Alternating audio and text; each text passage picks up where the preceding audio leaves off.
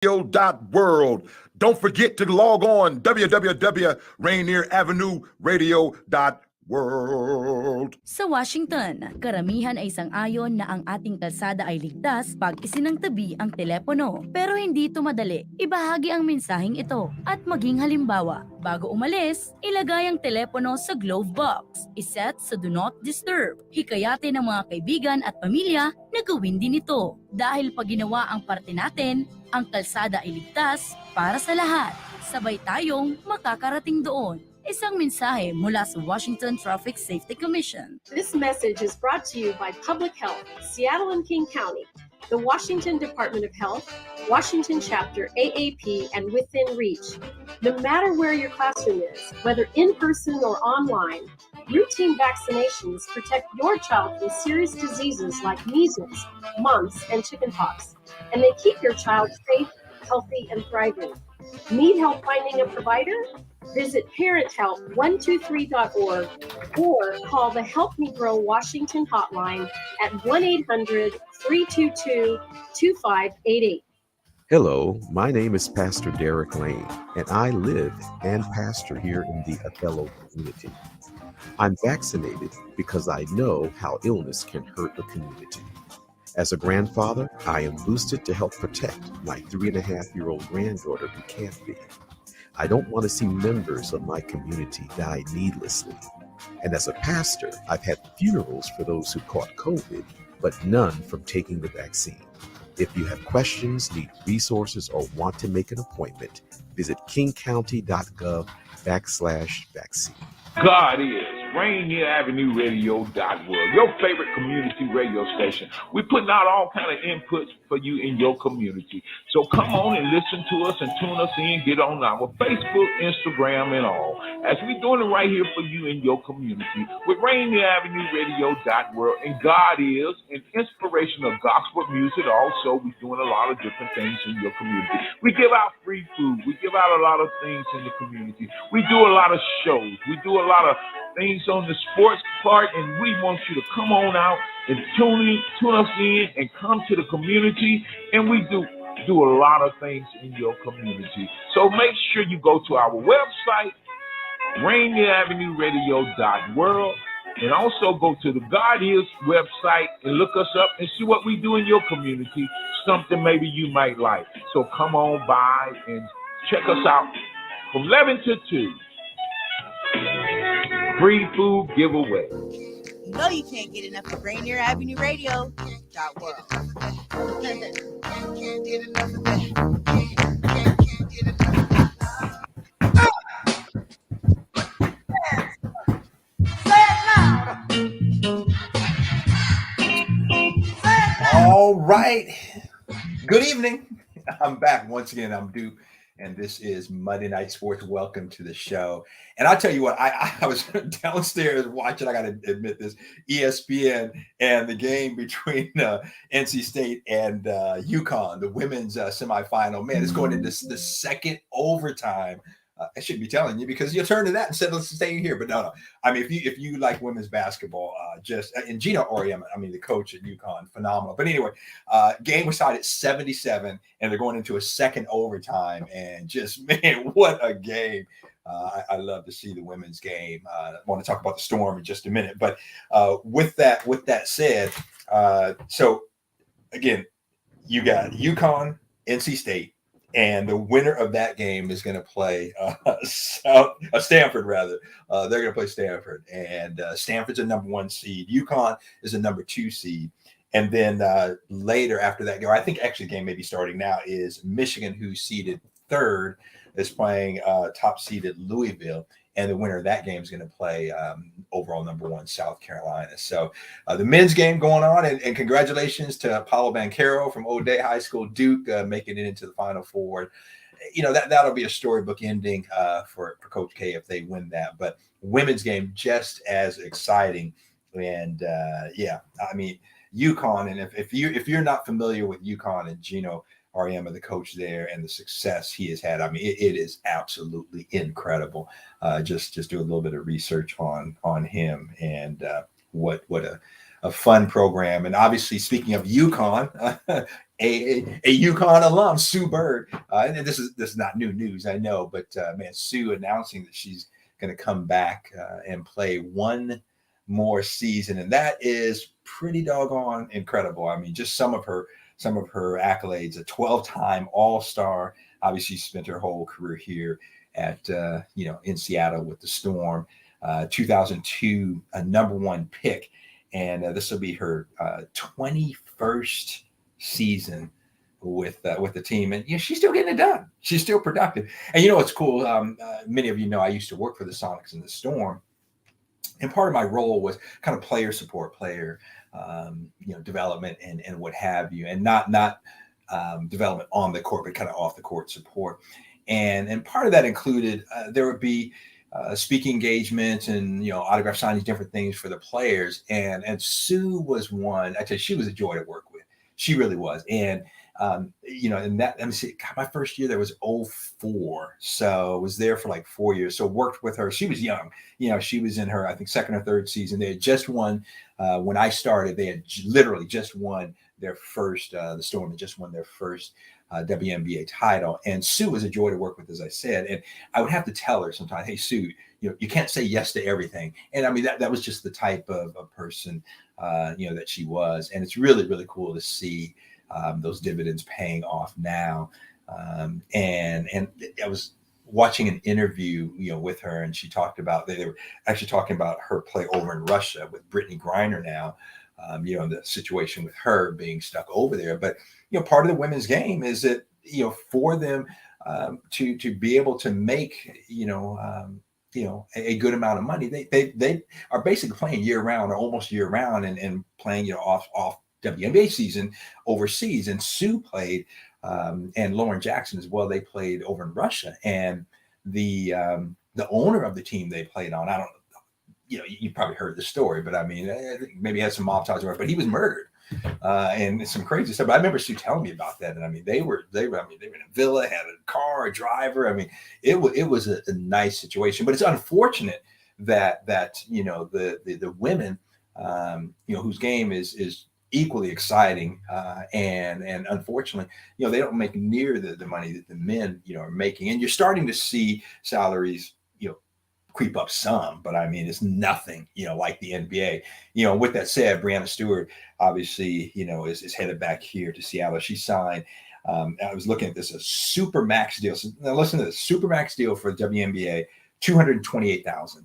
So that's what she's making, and compare that to the salaries in the NBA. And again, I get it. The NBA, has been established, the advertising, what have you, but if you can get some more parity in there, the WNBA, has been around and, not going anywhere. So, and again, congratulations, like I said, to, the Storm. You got those two cornerstones, coming back, and Breanna Stewart and Sue Bird. So look to have another exciting season and, a run at another championship. We shall see. Okay, with that said, last week we had some technical problems, but I really wanted to kind of just take a look, hear from, and honor Russell Wilson. Arguably the greatest quarterback in the franchise, history of the Seattle Seahawks franchise, and I I'm not gonna hold back. I was a huge Russell Wilson fan, and I mean, he is the ultimate superstar. And again, when you're at that level, it's a different ball game. When I say it's a different ball game, just in terms of who you are, how you interact, and what have you. But he took all of that in stride. He was a consummate leader. He was a guy a consummate professional. I'm really sorry to see him go, but wanted to honor him. So I had not seen, like many of you probably had not seen, the press conference in Denver. So what we're going to do is, hopefully we can get it to work. I want to play a first cut, and this is him being introduced. Well, the Denver coach coming in, initially, and his reaction is priceless. So we're going to play that cut. Then I want to come back. I'll talk a little bit. Then we're going to show some highlights. I kind of went online, and there are a bunch of Russell Wilson highlights, but then several the top 10 plays. But I picked one that has some great plays. We're going to show that. But let's first hear that first cut with the Denver coach.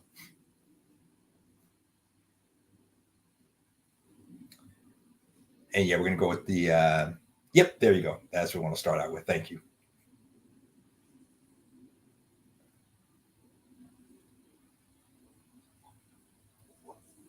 And the joys of streaming, but we shall get it as it's getting on here.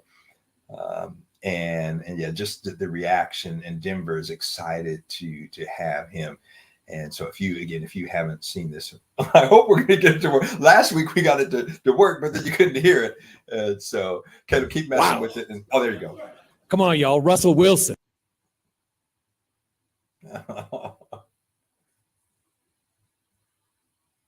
See the joys of streaming. Tell you what, let's go. Go very back. Exciting. Go back and see if we can get it from the start, and we'll play it. And if we can, I mean, at the start of that cut, if we can get it where the stream is coming through. Hey, that's the joys of streaming video or what have you. But hopefully we will get it right. But again, so this is, like I said a moment ago, this is how Russell Wilson was introduced, at the press conference, and head coach Nathaniel Hackett introduced him. I love his enthusiasm and his excitement, and Denver's excitement, obviously, in being able to get someone like Russell Wilson. So, Kev, just let me know when that is good to go. We'll start with the highlights. Okay, we're going to start with the highlights, and then we'll get the audio for the press conference. He's got it! Touchdown! So again, you're watching kind of some of the top 10 plays in Russell Wilson's career here.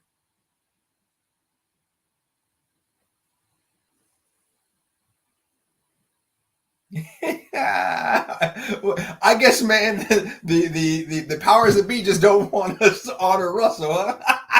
That's crazy. We're gonna get it. So, okay, let me know when we get that together, and we'll just throw to it then, and let me know if we're going to start with the highlights or the press conference. But anyway, I will say this. So until we get that working, and hey, technical difficulties, it is what it is. So you live with it. But with that said, one of the reasons I am such, a big Russell Wilson fan, like I said, is he's the type of guy who came in here and kind of the ultimate leader. And, in his second year, I mean, it was evident. He came in as a rookie, but his second year took, he was that missing link. And if you were listening to us the day of the trade, we had a special on Lidline and several of us talking about Russell Wilson and just his impact. But he came in here, and it was interesting because several months ago, I was kind of flipping the channels and, on the Pac-12 network was a replay of the 2012 Rose Bowl between Oregon and Wisconsin. And, Russell Wilson went from NC State to Wisconsin and played like his graduate years, fifth year there. And he was the player as a senior at Wisconsin in that Rose Bowl. He was the same. I mean, you could see it that we saw for 10 years here in Seattle. His control of the game, his accuracy, just everything that he did. It was like, oh man. And the fact that he slid down to the third round, the Seahawks got him. I mean, what a find. But, the NFL is big on measurables, and they take a look at all of that. And, Russell Wilson, not the biggest guy, not the fastest guy, but I tell you what, he's a winner. He's a winner and he's a leader. And he was that missing link, kind of like Granville and, Pape Lolo and Masvidal. We all were talking about it the day of the trade. And that's just who he is. Okay, it looks like maybe we got the highlight package. We're going to give this a try again. We good to go, Caleb? All right. So let's give it a try. And again, you're watching kind of top 10 plays we got online. Russell Wilson. He's got it! Touchdown! Third down and goal to his right. Now spinning around and in a ton of trouble. This one is caught for the touchdown. was a terrific job by Russell Wilson, scrambling and then allowing his guy to go up and make the play on this ball. It's the ball.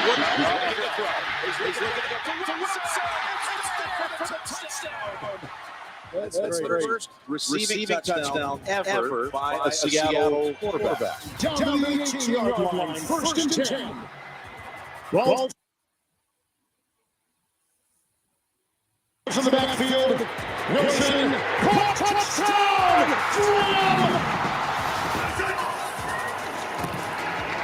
Wilson retreating, and he's going to throw deep downfield, and he is for the touchdown. And just this ball drops in right over the top. Steph Curry, and as a defender, what do you do? What can you do to that? From the 39-yard line. Whoops. Whoa, a high snap off his shoulder.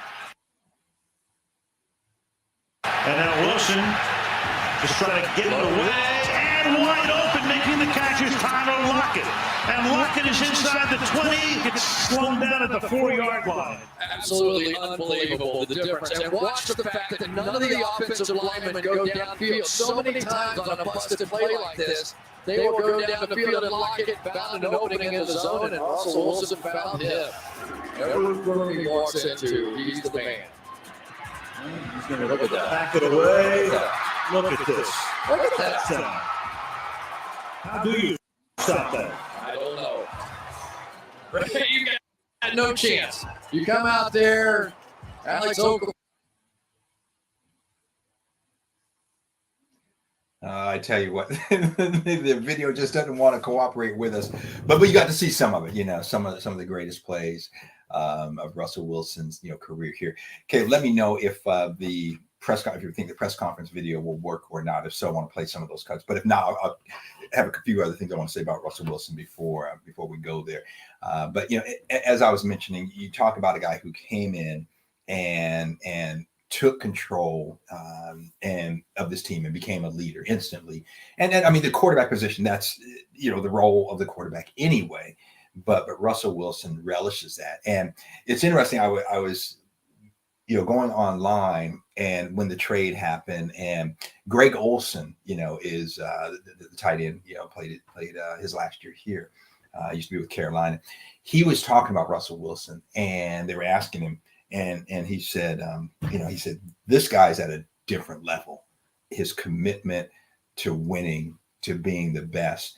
And he talked about the first meeting he had with Russell Wilson, and he got traded, and then they connected, and he thought it was just kind of a quick, hey, what's going on, what have you. He said the meeting, and Greg Olson was I think he was on vacation with his family, and he said that he got on the call. It was like a virtual call, and he said Russell Wilson was in his office and had like a couple of big screens up, a whiteboard, and was going over plays and stuff like that. And this was like in I think he said it was like March or something like that.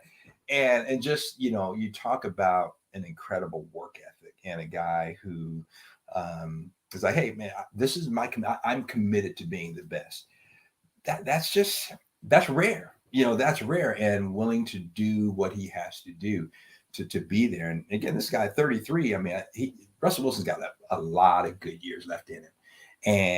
And you're really cool that he's going to a franchise that, I'm not saying the Seahawks didn't value him, but a franchise that is going to say, okay, we want to put the ball in your hands, and we're going to put it up, we're going to crank it, and you throw it down. And you see, the one on the highlight package we showed, that one pass to Tyler Lockett, and we saw this, for 10 years, the pass to Tyler Lockett against the Arizona Cardinals, over the shoulder. Just, where he had to throw it, and he's so accurate, so deadly, he being Russell Wilson on that deep ball. So, okay, looks like we may have we're going to give it a try. And, again, this is from the press conference when Russell Wilson was introduced in Denver, and head coach Nathaniel Hackett. I just loved his response. So if it'll work, we're going to play it, and let's see. If not, then we'll come back, and you'll just have to listen to me talk. All right, go ahead, Caleb. Let's give it a try.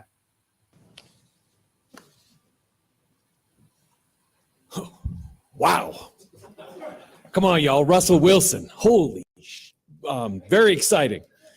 I look at it as, somebody asked me when we were at the combine, what do you look for in a quarterback? And I said that tough, smart, accurate, athletic. I mean, go into the dictionary and you'll see Russell Wilson there smiling with the big old smile, because that's who he is. I mean, George hit on all of it. I mean, you're 100% right. Just his durability, his accuracy, the deep balls. I mean, we're going to be throwing that thing down the field. And that's so exciting. It's so exciting for everybody. And it did take a lot of people. It took everybody in this building. Thank you for everybody. Thank you, because this is very exciting for the coaching staff, for the players, for the team, for all of us. And it's crazy because you talk about him on the field a lot, as a football player, but just the father he is, slowly getting to know this family. I'm not going to lie, I was very excited to meet his wife. Almost probably more excited, not going to lie, but sorry, Russ, and the family. But just as a man, as a father, I mean, he's an amazing person. And, I'm truly honored. I'm so lucky to be up here again in a suit in front of y'all. So excited to be part of this journey with the Denver Broncos, with all these guys on this team. So without further ado, so much has been said. Let's introduce number 3, Russell Wilson, starting quarterback of the Denver Broncos.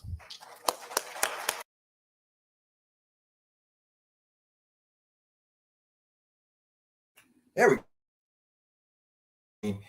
Think about number one, his reaction. Wow, Russell Wilson, can you believe it? But then he said, man, we're going to be throwing that deep ball. That had to be music to Russell Wilson's ears. We have 2 more cuts we're going to play. One's a short, about a minute and a half with Russell talking, and then a little bit longer one. So when Caleb gets those queued up, we'll roll them. But for him to be able now to go to a franchise, and he had a no trade. No trade clause in his contract. So he basically, what that means is, he as a player has the ability, the right to refuse a trade or to accept it. And so, they could not have made that trade without him okaying it. And, obviously wanting to go to, a team that's going to utilize his skills, his talents, and that are really close, and a team that he probably felt, okay, we got a shot at the Super Bowl.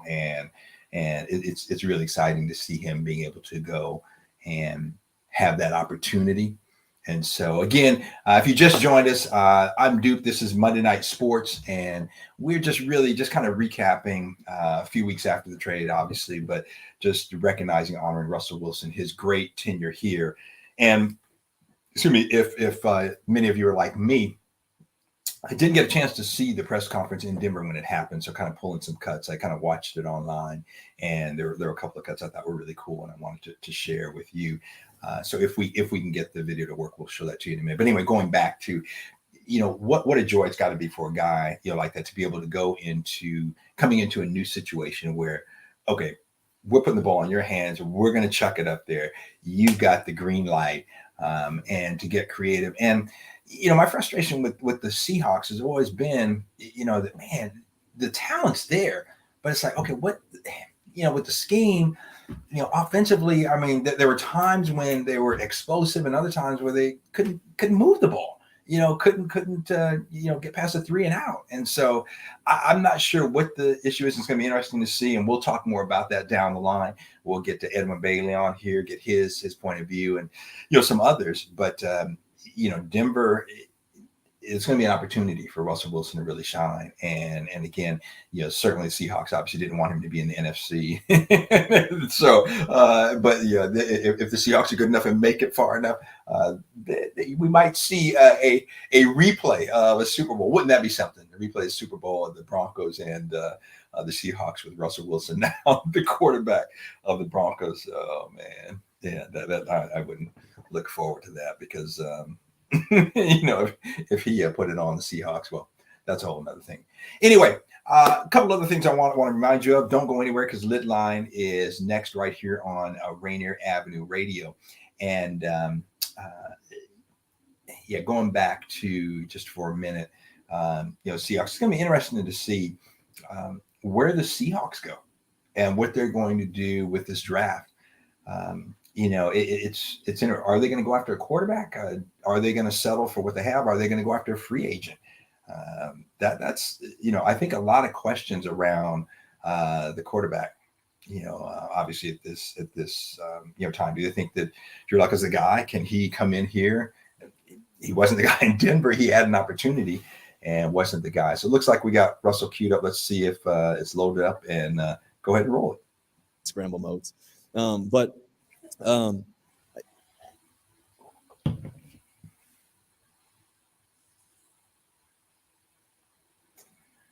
well, the last thing I want to say is just to the Denver Broncos, the Broncos country. This is a gift for me. I'm grateful to be around such amazing people. Obviously, George, over the past few days, getting to know you, it's been a whirlwind, but it's been amazing knowing that you're about winning just as much, and you're about these guys and helping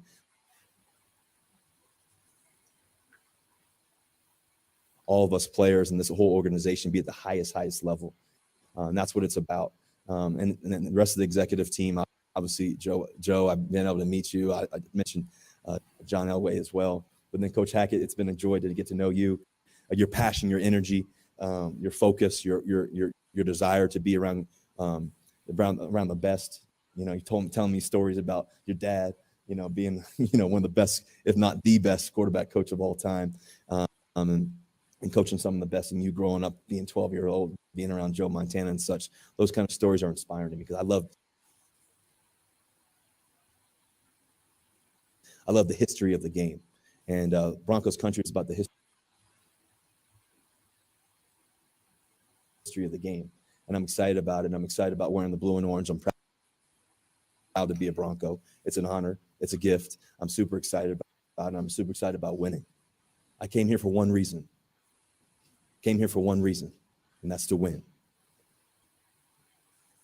There you go. Okay, let's bring it back out because we're having, but I mean, that says it all. He said he came there for one reason, that's to win. And that's the type of guy he is. And you can see the excitement. And I want to take a step back. You heard Coach Nathaniel Hackett. He said, man, I'm more excited to meet your wife.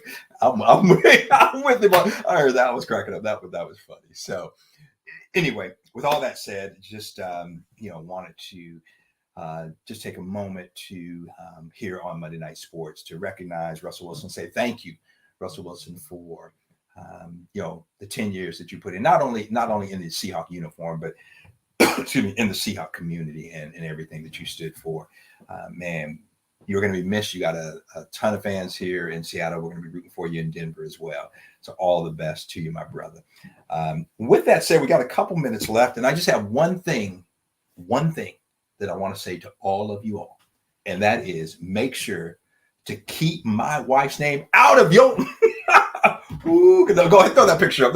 That's much better. Look at Russell and his family. That was a beautiful picture. Go ahead and Caleb, you can throw that picture back up again if you have it. But anyway, did you guys see? I'm sorry, I'm totally diverging now. Did you see? I was up here working, and my wife says, "Hey, you got to come down and see this." And man, I thought honestly, I thought it was like an act. And then I started doing a little bit of research. Back in 2016, Chris Rock hosted the Oscar, the Academy Awards, and he made some jokes and was talking about because there are a lot of people, Jada Pinkett included, that boycotted and didn't go to the award ceremony, and Chris Rock was like, he wasn't invited anyway. So I don't know if there's bad blood between them or whatever. But I mean, it was even after he smacked him, I'm like, did he really hit him or not? It was kind of hard to tell. And yeah, exactly. The most shocking moment, since Kanye and Taylor. I agree. But even more shocking because when Will sat down and it was like, keep my wife's name out of your blanket mouth. I'm like, are you serious? Man, that was. But Chris Rock, I'm gonna tell you what, Chris Rock, I was great because Chris Rock said, man, Will Smith just came up and slapped the what out of me, and then he just rolled with it. So the human drama continues. That's gonna about do it for us here on Monday Night Sports. Yeah, keep my wife's name out of yo.